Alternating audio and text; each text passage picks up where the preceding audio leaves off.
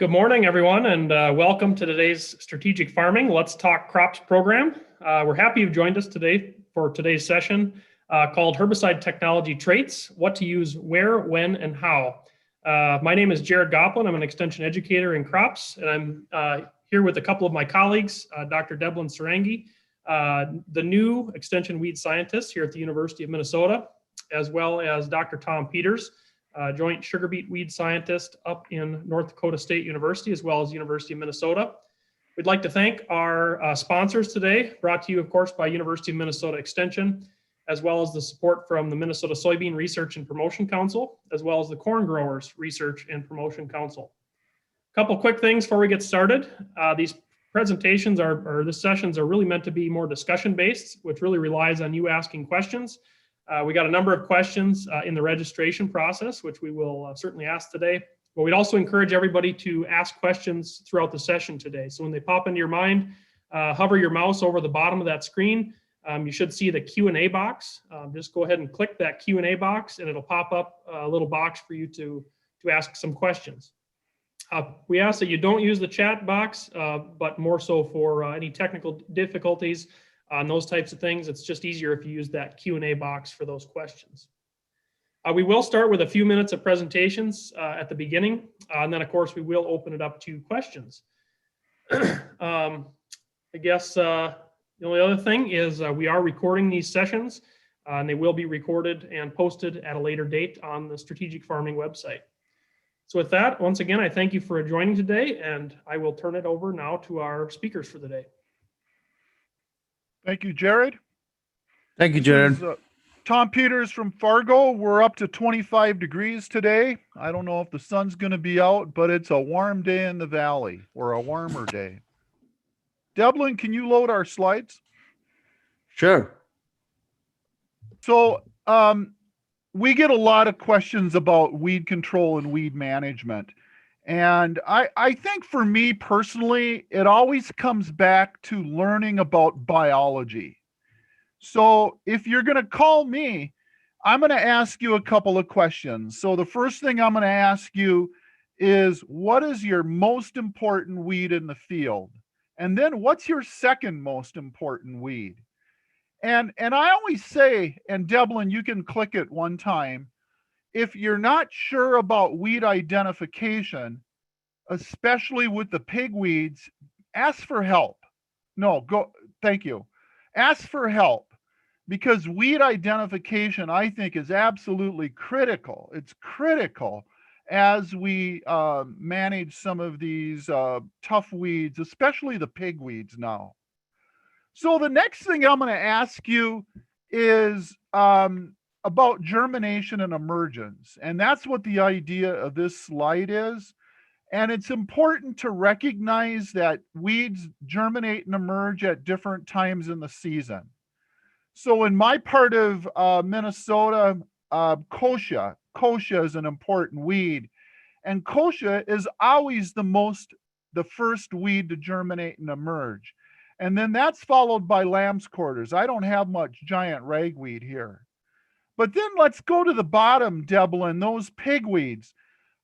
Most of the time, the pigweeds are not the first weeds to germinate and emerge, but note the length of the window for germination and emergence of pigweed. So biology, there's a lot of components of biology, but we're going to start today with germination and emergence, and then the duration of emergence. So Debalin, I have a question for you. What if somebody calls and they're interested in learning about one of these weeds? So you can pick one. Let's pick giant ragweed. And they're interested in learning about families, herbicide families that are most effective on our tough weeds like giant ragweed. What do you think? So good morning, everyone. Again, my name is Debalin Sarangi. I'm the new extension weed scientist at the University of Minnesota. And so as Tom asked, take one example like giant ragweed, and how does that perform across different herbicide groups? So Here is a table that I summarized from different commonly used herbicide groups. So auxins like 2,4-D, dicamba, which are historically corn herbicide. So giant ragweed shows good to excellent control. So in the bottom of the table, I put like what does it mean by excellent and good control. So we always want excellent control for any weed species if possible. So then take example of PPO inhibitors, all the soybean herbicides, mostly like Flexter, Cobra, Ultra Blazer. So again, that shows some are good or poor control. So depending on the herbicide you are picking up, like if you have Cadet, that may have like 50% control. But if you have Cobra or Flexter, that you can expect like 70% control. Then all the soil residual, very long chain fatty acid inhibitors, like you have Warrant, Outlook, Dual 2. So those are again good residual herbicides for small seeded weeds like Waterhemp, probably fairly well for common lamb squatters, but they may not be well for bigger seeded weeds like giant ragweed. Then HPPD inhibitors, all the historically used corn herbicide like Callisto, Laudes. So for them, again, you can expect fair to good control for giant ragweed. So this is basically a table obtained from 2021 North Dakota and Minnesota weed control guide. And if you go there, you can find that. And again, so you understand here that we have some herbicides and we know that some weeds are really good for certain herbicide chemistry, and some of them does not have good control using those chemistries. So here the role of traded crops comes because so take an example of dicamba 2,4-D, historically corn herbicide, but now with the traded crops, you can use them in soybean. So that's a good opportunity for the growers. So Debalin, let's, I have a rule of thumb that I like to use. yeah, I think it's critical that you track the herbicides that you use. yes, So keep good farm records. If nothing else, you want to demonstrate that you're demonstrating diversification.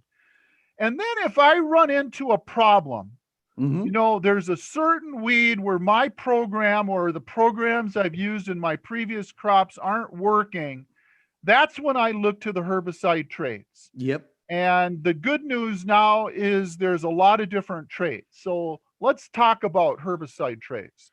Yeah, so I just summarized all the herbicide tolerant soybean traits here. So what you can see, initially we had Roundup Ready crops, then we got Liberty Link crops. So those are resistant to either Roundup or Liberty, which is glyphosate. Then 2017, we started getting stacked resistant crop like glyphosate and dicamba, which was the extent soybean. Then Liberty Link GT27, like glyphosate, glufosinate, and pre-emergence isoxapluto.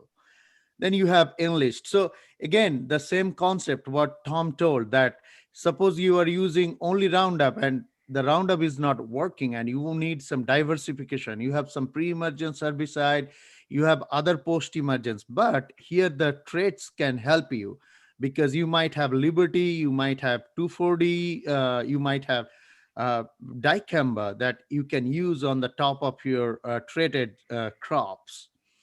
So we recently, one more thing, like if the problem of herbicide resistance, if you're addressing that by only herbicide, that will not work. So that means that called the integrated weed management. You need that. So we recently summarized all the herbicide resistant traits in Minnesota and North Dakota, and that will be available for the participants. And so just quick summary from what the label changes in 2020 for dicamba. So now you need both VRA, which is volatility reduction agent, and drift reduction agent for Extendimax and Tevium. And Engineer also requires a VRA or pH buffering agent now. And downwind buffer is now 240 feet for the sensitive crops. And so far, we have June 30 cutoff nationwide for soybean. And single application dose for Extendimax is 22 fluid ounces, Engineer 12.8 fluid ounces for maximum 4 applications, 2 pre's and 2 post. And again, follow the labels for all the latest updates on dicamba label. So I think, Tom, you did some research on herbicide antagonism with all these new traits. Why not you talk about that a little bit? Yeah, the good news is, Debalin, we can mix things together now. You've mentioned in soybeans seeds with stacked traits, but we can also mix together herbicides that provide us tolerance with traits with other herbicides or conventional herbicides. But one of the things that I've seen as I've driven around is signs of antagonism. And I'll give you an example of that. So mixing together glyphosate and dicamba is a very, very strong program and extends soybeans. But, sometimes we see evidence where we're not controlling the volunteer corn. So why is that? Well, I think maybe there's some signs of an antagonism going on. Now, volunteer corn is one thing, but what about weeds?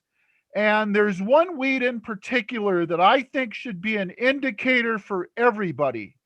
So we don't see a lot of barnyard grass, but if you start seeing barnyard grass, that might be an indicator of antagonism issues from mixing together maybe a broadleaf herbicide and a grass herbicide.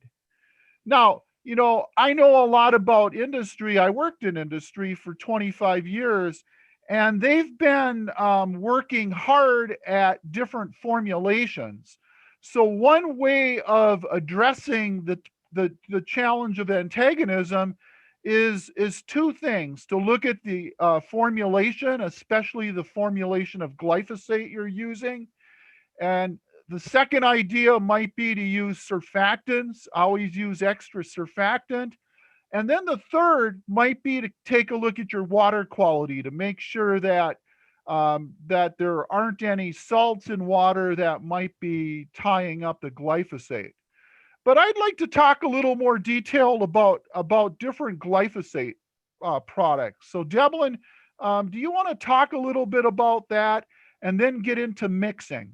Yeah, so quickly, I will just tell you this thing. I borrowed a couple of the next slides from my colleague at North Dakota State, Dr. Joe Ikley.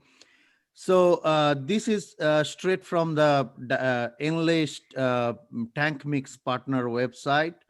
So you can see Durango DMA as glyphosate DMA salt, which is the preferred partner for Enlist 1 or Enlist. Enlist 1.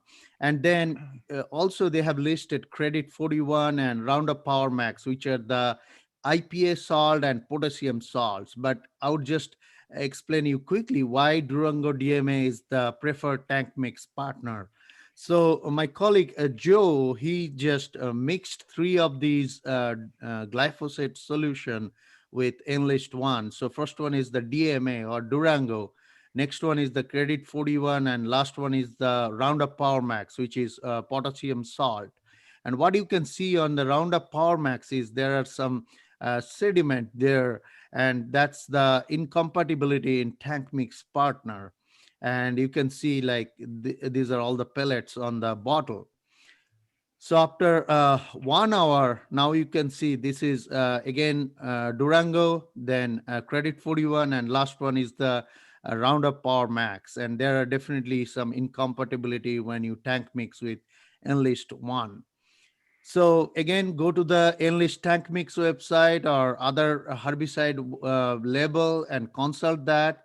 So if you go there, you'll see that they're recommending that start with plenty of water, then add AMS or water conditioning agent, then dry herbicide, liquid herbicide, then add your Liberty or glyphosate, if it is potassium salt mostly, and then you add your Enlist one, and then all the adjuvants and water.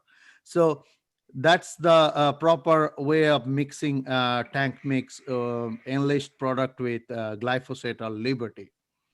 So why not, Tom? You talk about some of the nozzle selection and coverage issues. Yeah, Debalin, I like rules.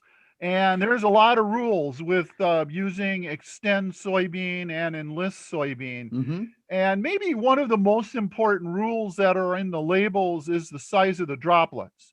And we've put that on this slide. We've indicated that with dicamba, they want droplets over 500 microns. With Enlist, droplets over 400. So that's okay. But the question is what about when you're mixing? Let's start by saying you're going to mix dicamba and Roundup. The old adage is, well, you don't want to have big droplets, and you also want to keep your spray volume down. So what do? And you could also make another example with mixing Enlist 1 2,4-D with Liberty. And my answer to these questions is Enlist and dicamba are in charge. They're the alpha products. So we have to follow the label, and we have to use whatever nozzles that they recommend. But on the question of spray volume, we can do whatever we want.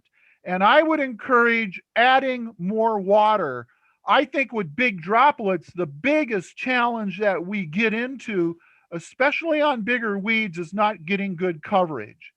So the glyphosate label gives us a lot of latitude on spray volume.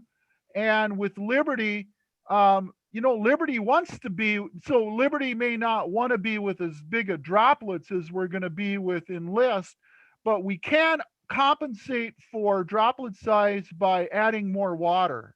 So in a Liberty tank mix, maybe an Enlist Liberty tank mix, I would not have a problem with seeing 20 gallons of water. And I've got an example here of what more water means. More water is coverage. And that's what the idea we tried to demonstrate with the paper plates is. With 10 gallons, you got a lot of big droplets, but you don't have them covered as adequately as we do with 20 gallons. And I can tell you that coverage is a big deal. And I'm going to use Waterhemp as an example, where there's a lot of growing points, especially on Waterhemp that's greater than 4 inches tall. We can do a much better job of killing weeds if we have good coverage. Evelyn? Yeah, so good coverage, good spray volume, and proper selection of nozzle. And definitely you have to spray when the weeds are smaller than 4-inch tall. So I think I'll just get back to Jared. If you have any questions in the Q&A, would be happy to answer. Yeah, great. And just a reminder to everybody, if they do have questions, please pop them into that Q&A box. They'll pop up for us to answer. It's your chance to stump both Debalin and Tom and get some good discussion going. So you guys really did, I think, a nice job summarizing really some of these new systems and how it can be complicated, for farmers to decide, what works best on my farm, what traits should I use. We're kind of in that variety selection time of the year. The last 2 weeks we've talked on these sessions about variety selection, which obviously influences which products you can use, which kind of leads me into my favorite question we've gotten so far. And it's this question of what really works to control water hemp and giant ragweed. So you guys want to go into a little more detail on, what really works? What are some of the take-home points for folks to consider with these systems, and why might you choose one trait over another? So Debalin, I'll go first, and I'm going to take water hemp. Sure. Water hemp is my favorite weed, and quite frankly, it's the nemesis that we have in sugar beet production. So I would not grow a crop, and I'm talking corn, soybeans, and sugar beet, without using a pre-emergence herbicide. So the trouble with water hemp is, like what I said, it germinates and emerges continuously. So how are you going to time 2 post-emergence herbicides to a weed that grows over 90 days. You can't do it. So what I would recommend is using a good soil applied herbicide. The chloroacetamide site of action 15 herbicides are good. In soybean, combining the Fierce product I like, combining Zidua with Valor is a nice one. And then use your trait as a closer. So depending on what crop you're in, use the trait that's associated with, or excuse me, the herbicide associated with that trait to finish off whatever is left before row closure. Debalin. Okay, so for giant ragweed, so first thing you have to know that giant ragweed emerge earlier in the season. So Dr. Jared Goplan, he did some of his thesis work on that. So what we have found that if you did a little bit delay planting and tillage early in the season, you can probably control 70 to 80% of the giant ragweed. And then you have option for burn down herbicides, like if you tank mix 2,4-D with Roundup, and those are really effective on giant ragweed. And then definitely you have all the pre-emergence herbicide that you can use for giant ragweed control, like Authority product or Metribuzin. Those are good on giant ragweed. But we don't have many post-emergence herbicide. Remember, giant ragweed is hardy weed, and it can grow really tall and strong. So probably it is better start early with clean plot, clean field, rather than relying on only post-emergence herbicide for giant ragweed control. Debalin, one of the closers that I talked about early was Liberty. So, you could use your program and then follow up with Liberty. And there's a number of Liberty tolerant crops now. And check our technical bulletin to look at how traits work across crops. But I want to talk about Liberty for a couple of minutes. My experience with Liberty is it's a pretty good broadleaf herbicide. I like it on water hemp. I guess I like it pretty good on common ragweed. But here's the thing with using Liberty. You have to have good environmental conditions. Yep. It needs to be warm out. It likes sun, and a little humidity in the air in June's a good thing as well. So I think Liberty is one of those herbicides where your experience can range from fair to excellent, depending on the environmental conditions. So Tom, there is a quick question. How good is Liberty on ragweeds? Well, here's the problem. Ragweeds germinate earlier. So you're going to have to spray common ragweed, probably in early June. And I think a lot of times you'll get excellent control if you have good environmental conditions. So if it's a cold day in the 60s, maybe not as good a control. Lamb's quarter is another one of those weeds where I think environmental conditions, like with what I said with common ragweed, dictate the outcome you're going to have. Yep. So another question for you, Tom, probably. Are there any special tips for spraying Liberty? Lots of water. So don't be afraid to use water with Liberty. If Liberty's in a tank mix, like we said, you got to use the droplet size that other products are recommending. If it's Liberty alone, use a flat fan nozzle and try to make a smaller droplet spectrum, but not small enough where you have issues with drift. The other thing that I want to recommend with Liberty is using ammonium sulfate. And let's use the old-fashioned dry ammonium sulfate. Use 3 pounds, and that's a good program. That's the way I would use Liberty. Tom, I guess the one thing that has come up a number of times, is this now with Extend Flex soybeans coming out. You want to make a few comments, both you and Debalin, on combining Liberty and dicamba products and why that's a bad idea regardless. Debalin, go ahead and I'll follow. So Liberty is a contact herbicide, and then you have your dicamba, 2,4-D, and Roundup, which is your systemic herbicide. So sometimes their uptake mechanisms are different. So if you mix them together, sometimes that impair that thing, and sometimes you may expect some lower control. However, I have seen some literature where the tank makes 2,4-D with Liberty for giant ragweed control, and they found like additive impact on when the tank makes 2,4-D with Liberty. But again, like be careful when you are tank mixing one contact herbicide along with a systemic herbicide. So So Tom, I'm gonna go a different direction. So okay. Jared, we're on here to talk about things. I don't want to mix dicamba and Liberty, and I'll tell you why. I just talked about ammonium sulfate. I just talked about dry ammonium sulfate, and dicamba doesn't like ammonium sulfate. So another thing to consider is I'd prefer to use my dicamba early. I'd like to use it in May, maybe early June, and I'd like to use my Liberty maybe starting in June, the end of June into July. So they just don't work together from a compatibility standpoint, at least in my, orderly world. Yeah, definitely. And that's the question that comes up a lot too, is when should I use which product?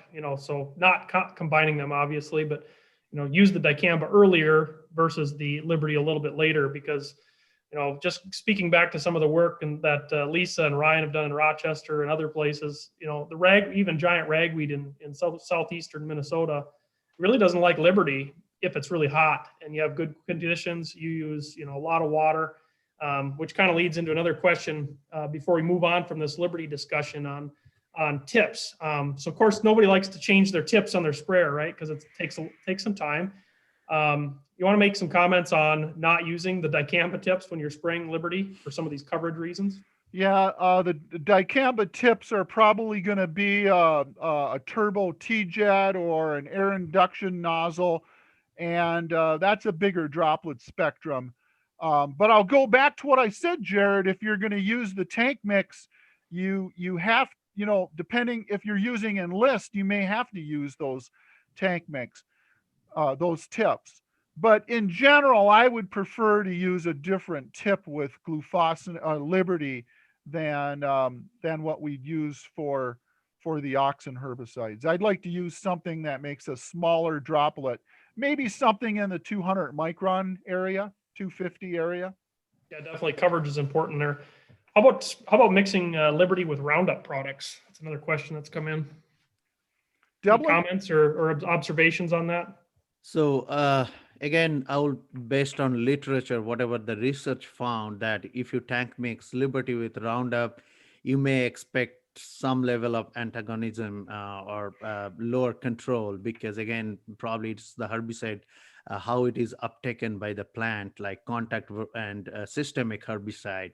But I think that can be overcome if you use like higher rate of both the herbicides and you use proper condition for Liberty. But I think there is a research from out of Arkansas, and they found that Palmer amaranth control was a little bit lower when you add those herbicide in sequence. Yeah, I'm going to agree with you this time, Debalin.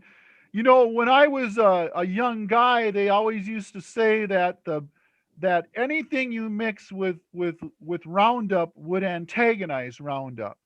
But guess what? Those days we were using 12, 16 ounces of the original Roundup formulation. Today, with 28 to 32 ounces of Power Max, I don't think antagonism is such an issue anymore. And quite frankly, I'm pretty excited about the idea of mixing the two together. I think there's some possibilities there, especially on glyphosate resistant weeds or weeds like water hemp, where we have some, resistant weeds in the field. So I saw one questions regarding group 4 resistance in Waterhemp in Minnesota. So there are some reports of Palmer amaranth resistant to group 4 herbicides. So It's not like that it will never happen. It may happen anytime soon, and that's more terrible news, because the group 4 herbicide resistance is more metabolic resistance. So your crop may not be exposed to group 4 herbicides, but the weed may be resistant to group 4 and other herbicides. So we are screening recently all the water hemp population, and we are asking the stakeholders to submit the samples. And my student recently started screening them in the greenhouse. So we'll keep you updated if we find anything interesting. So I want to ask a question, Debalin. I mentioned earlier about good record keeping and trying to rotate herbicides and herbicide families. With metabolic resistance, does that strategy work, or could resistance occur anyway? Well, record keeping and rotating effective herbicides always good, and I would not discourage that. But for metabolic resistance, it's something different. Like there is a certain group of enzyme that can show resistance to multiple herbicides, and even with to those herbicides that your crop or weeds are not exposed ever.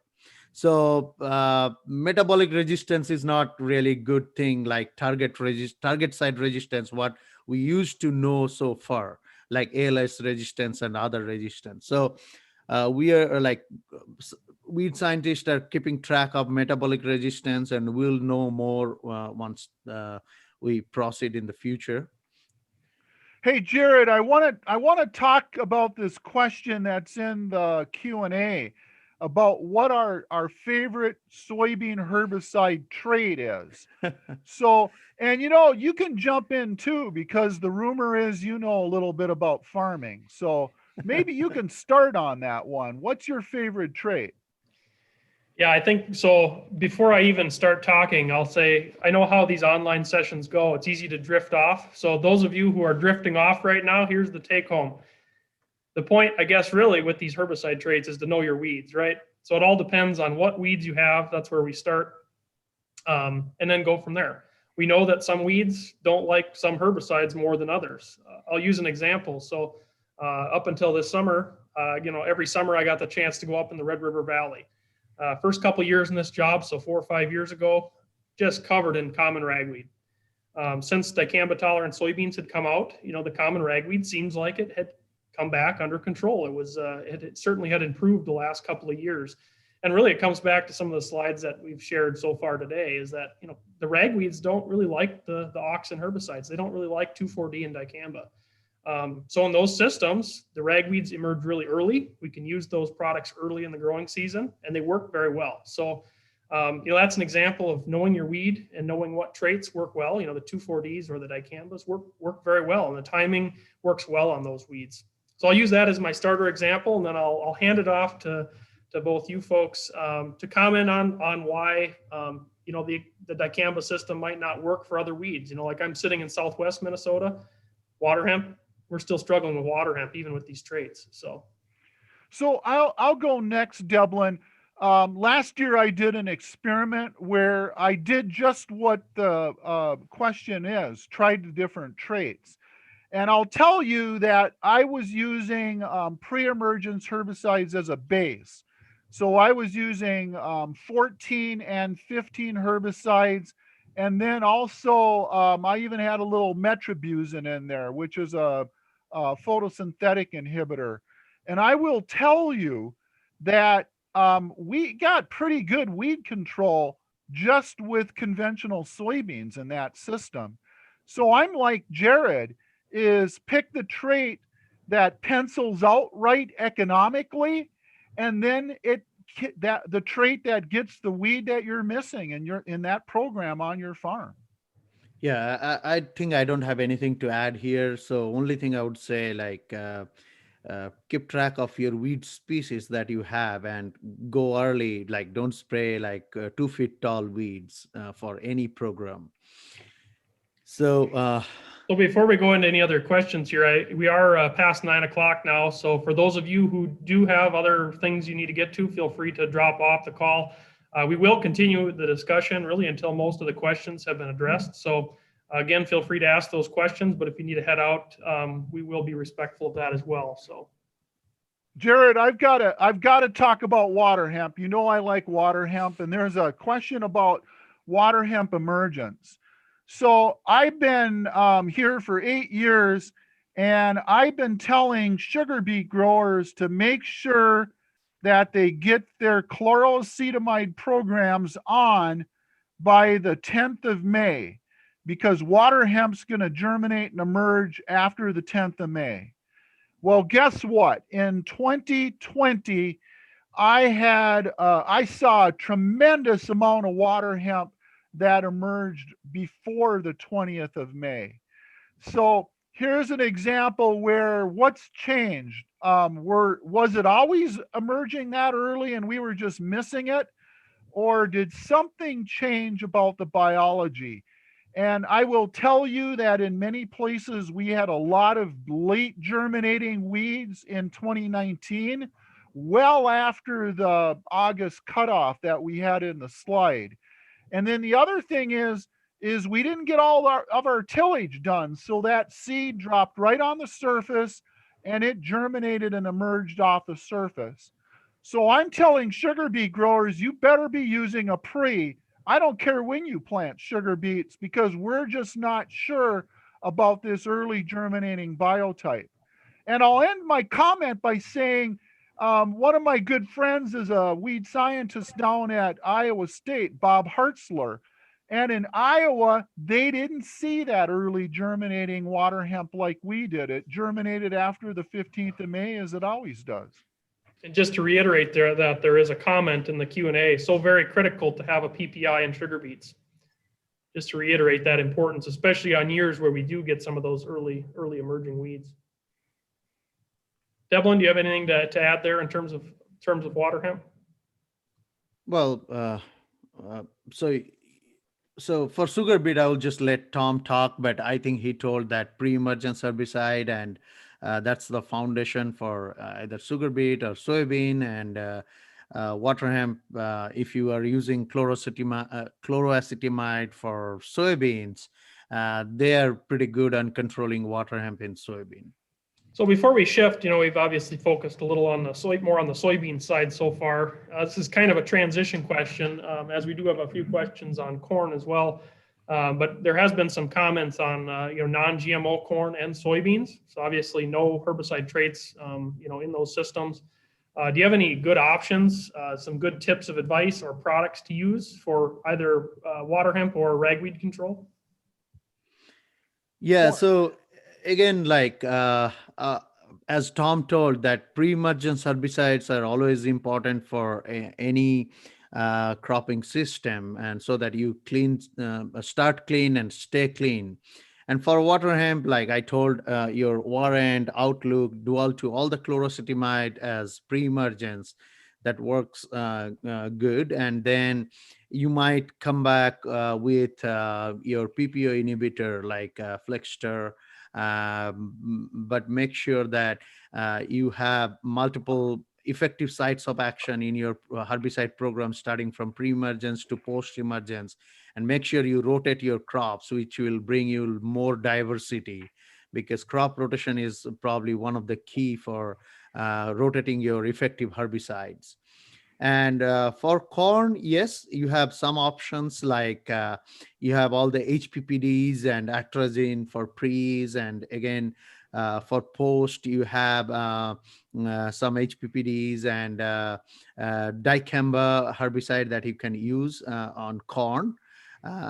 So there are a lot of options available, but you have to know which weed you are controlling, and then like if you are rotating your effective sites of action. I'm always stressing enough on the word effective, but you can rotate your herbicide, but if they're not effective, then that is pointless. I want to add a couple of things, Jared. So I'm going to just use some names. I'm going to use some products. The neat thing about Resicor and Acuron is you can apply these products PPI, pre-emergence, and early post-emergence. So we've got a lot of application flexibility depending on the situation. So my favorite line is to hook a rain. So if you don't have any weeds, don't put it on pre. Wait a little longer. Let the corn get out of the ground, but try to hook a rain. Get that stuff on ahead of a rain. I guess I'll have a few things to add there. Non-GM corn, ragweed and water hemp control is going to be inherently a little bit easier. Certainly pre's are going to be a big part of that.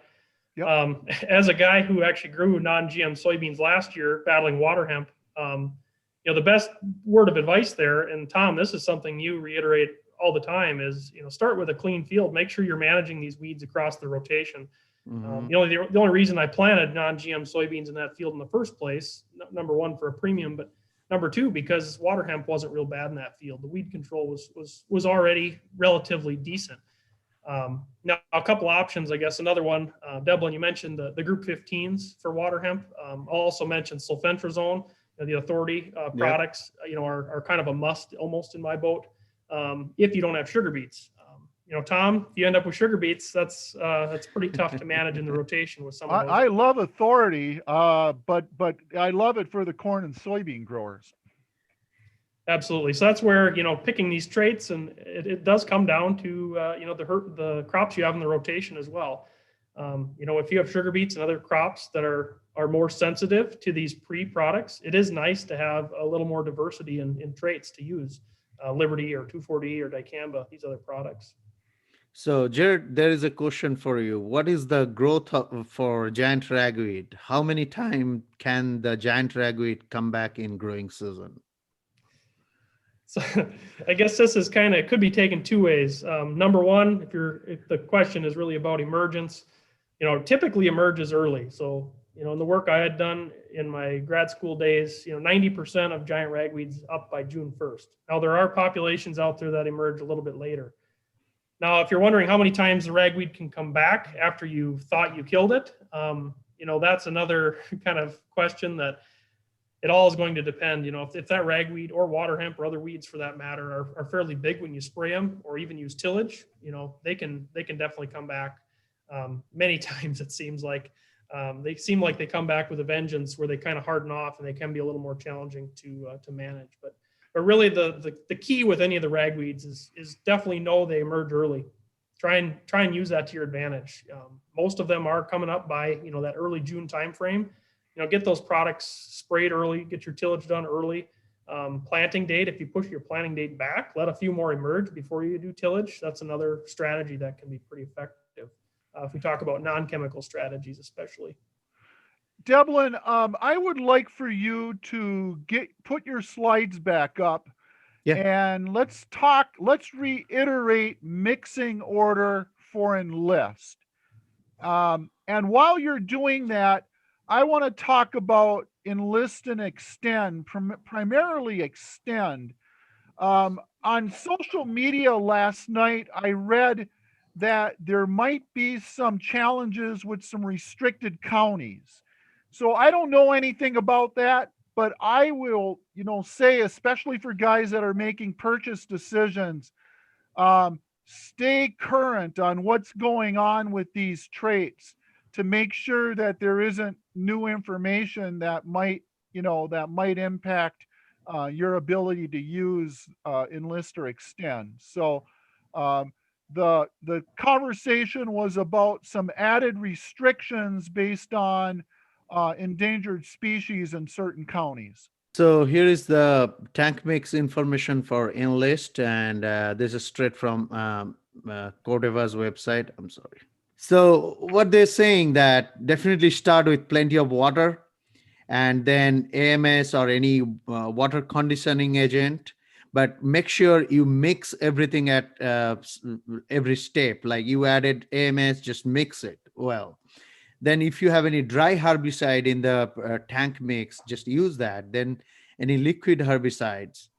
Then now if you have Liberty or glyphosate, especially the potassium salt, which is Roundup Power Max, mix that well at that point, and then add the Enlist product. So then last point would be any adjuvants like COC or NIS, and then fill the tank with rest of the water. So that's the sequence they are recommending, and that's the sequence my friend Joe Ikley, he also recommended. Just to add that to that too, some of those slides that you showed where it did separate with the Power Max, those are the ones, the potassium salts, where it's very important to make sure you're not, as a lot of folks, if you're using an inductor, you kind of, put everything through as fast as you can. That's what we're trying to avoid here. If you do it slow and let it mix in good enough, then you're going to avoid those issues. Mm-hmm. And after 1 hour, you can see like right hand side picture is the potassium salt, which is Roundup Power Max. There's a question in chat, Jared. It caught my attention. It was about Treflan. And I have some sugar beet growers that use Treflan in the rotation. So growers in the Chaffee area or Castleton area. And the way this came up is it came up about length of control and concern about length of control in soybean. And they went out and tried Treflan. They made sure the conditions were appropriate for one pass incorporation, and it worked remarkably well. So, sometimes the oldies are the goodies. So I would say that, at least based on some farmer experience, don't overlook Treflan. But I want to remind you that you need to have it, incorporated. So we used to 2-pass incorporated. I don't think nobody does that anymore, but you got to make sure conditions are good for 1-pass incorporation.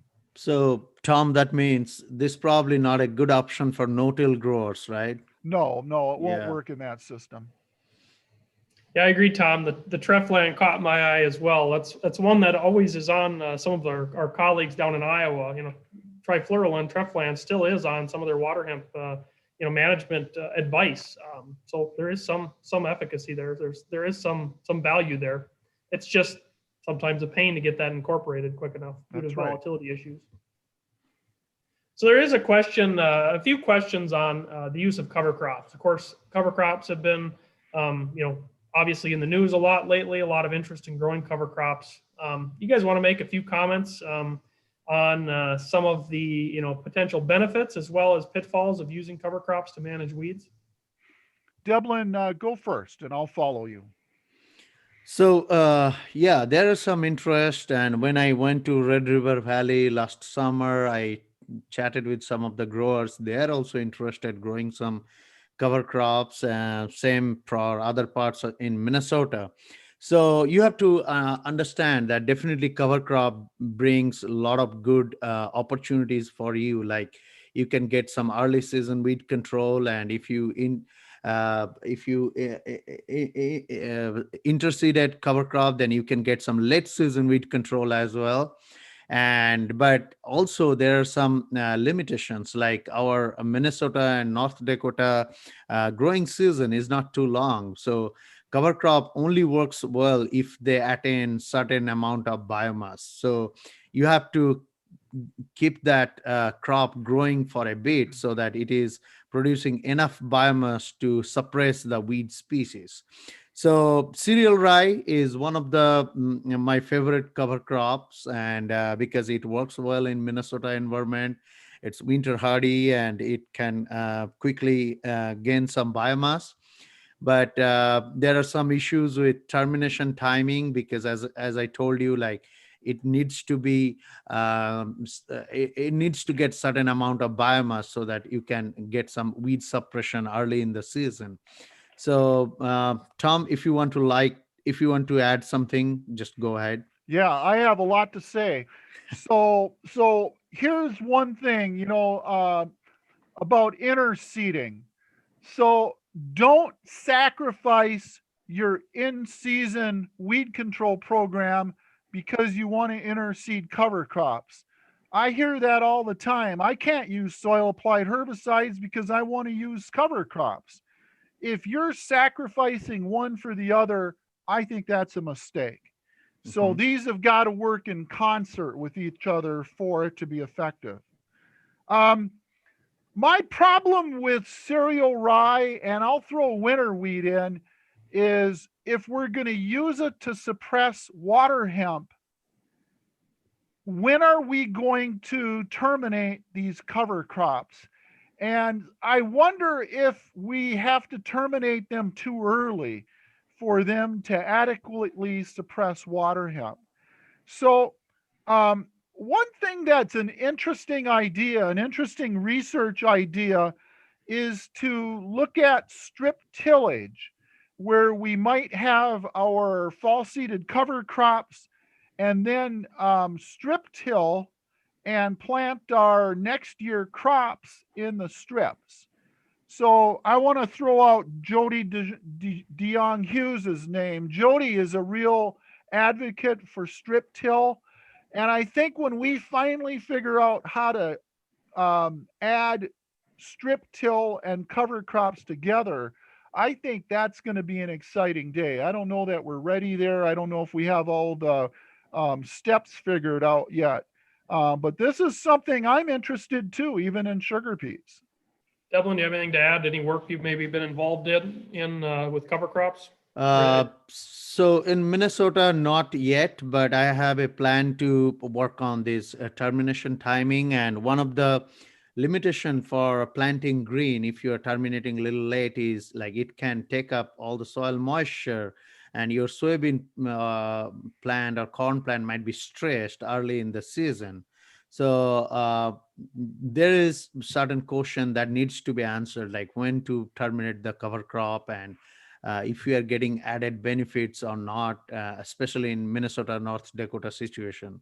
So yeah, hopefully in year or two, we'll be able to answer some of those questions. Jared, I tried winter wheat and cereal rye.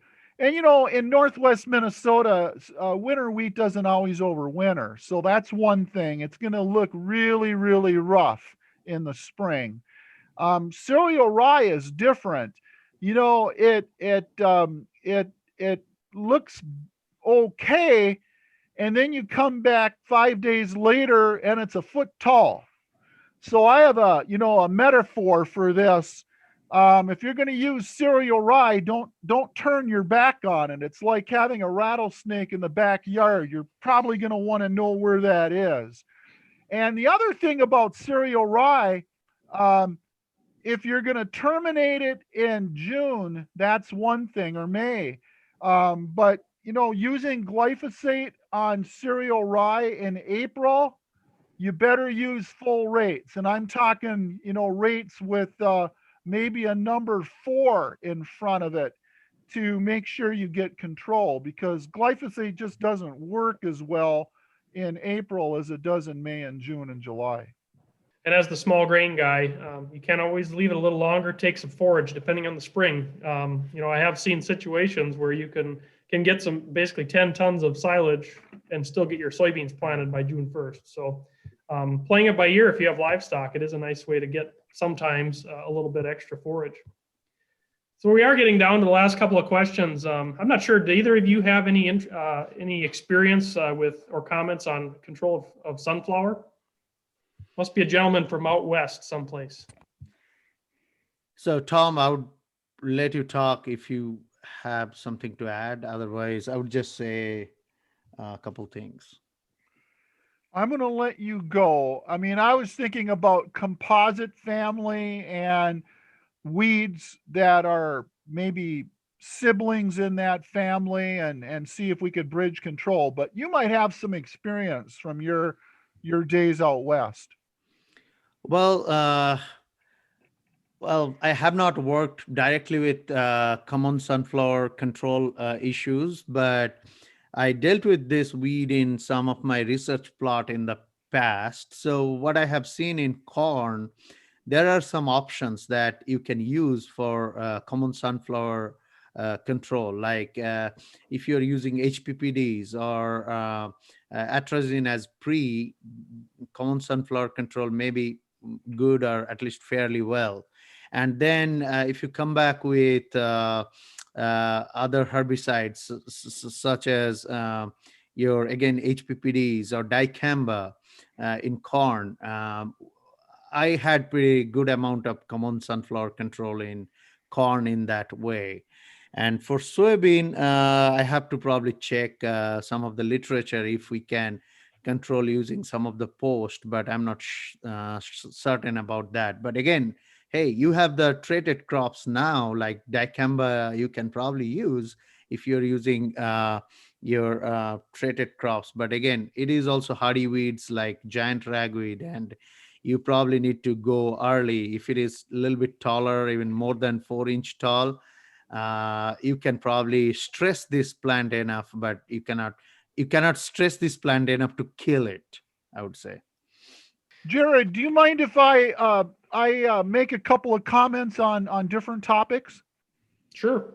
So in the registration, there were a few people that submitted questions, and there was a question about wild oats control in wheat. And again, just thinking for the guys in Northwest Minnesota, I would highly recommend that if you have any resistant biotypes of wild oat. So I work with a guy named Brian Jenks, and Brian has done a lot of time screening different seeds from Northwest Minnesota and Northeast North Dakota. And we're finding that the Site 1 and Site 2 herbicides, so the ACCase inhibitors and the ALS inhibitors, are not as reliable as they used to be for wild oats control. So unfortunately, we're seeing more Roundup Ready soybeans in the rotation, and then guess what? Here comes the water hemp. So for growers that identify with wild oats and wheat, make sure you understand if there's any neighbors or anybody that have had problems or concerns with the Site 1 and Site 2 herbicides. I guess the final sort of question here, and I'll tie it into some of the other questions we got in pre-registration. But there was a question here on spraying Liberty hurting the buffers that, of course, in Minnesota we're required to plant. You want to make a few comments on utilizing and placing these traits in some of these more sensitive areas, compare and contrast the potential with off-target movement or concerns, I guess, for that matter. Are buffers normally broadleaf crops or grass crops? Are they grasses, aren't they? They would be both. There certainly has been a number of these buffers that had some broadleaves, some pollinator habitat type places. And with CSP programs, EQIP programs, there has been a lot of funding available to put in pollinator plantings over the years. So there certainly are a lot of sites that now do have more broadleaf pollinator type habitat. Of course, in some select areas, but I'm going to make an educated guess on this.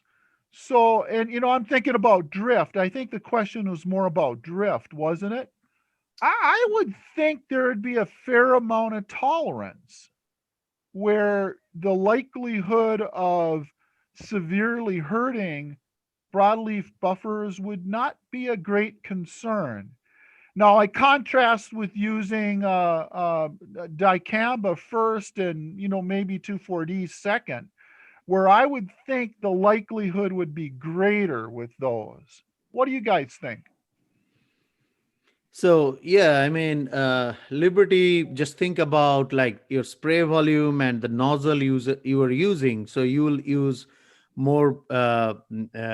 So in that case, you will use Liberty, and that can drift if there is wind. But it's not like dicamba or 2,4-D, which can volatilize, especially dicamba, and move with the wind and injure your off-target crops. And another thing is, I agree with you, Tom, that Liberty is contact herbicide. So if you have a fairly bigger crop, the crop may grow out of your drift because it's low dose exposure, and Liberty may not hurt the crop totally. There could be some damage, but the crop should come out of that.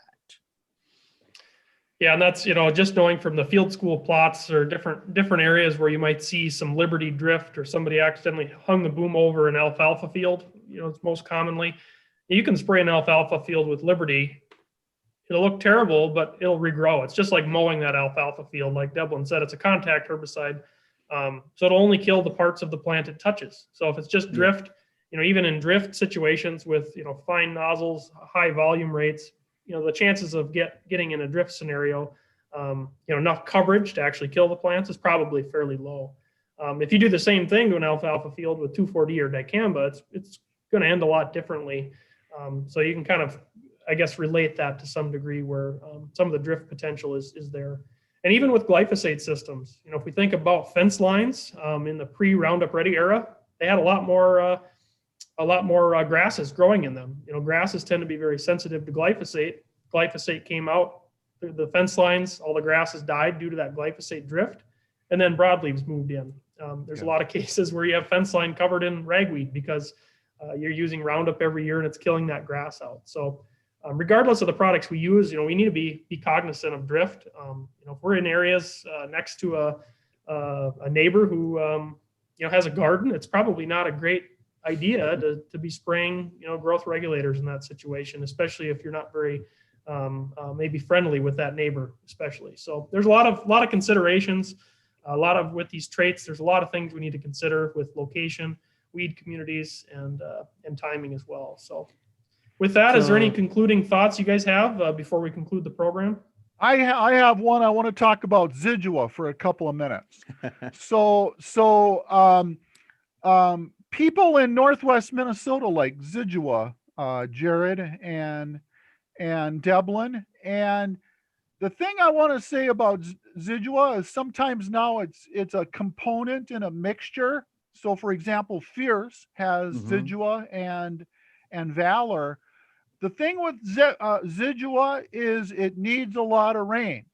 So it's not as water soluble as Outlook or Dual Magnum or even Warrant for that matter. So you need a lot of rain on it. But here's the deal. Dr. Zollinger would indicate that you don't have to have the rain all come at one time.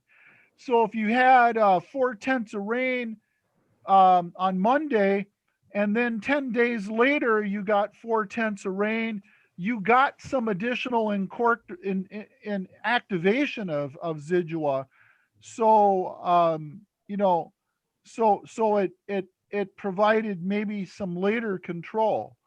So I would be a strong advocate for people in rotations where you can make Zidua products to work, to consider Zidua products in crop production. Debalin. And so Tom, can you please talk about any grass control using Zidua? Because there was a question during registration that grass control in non-GT corn. So I'm just wondering if Zidua can provide you certain amount of grass control initially.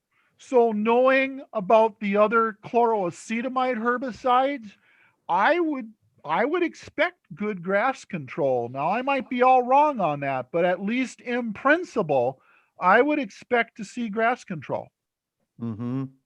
So just to answer that question, grass control in non-GT corn, probably best option would be relying on some pre-herbicide like Zidua or Zidua-based product like Anthem Max, and probably other chlorocetamide like Dual 2 and Acuron and Lumex or Lexer.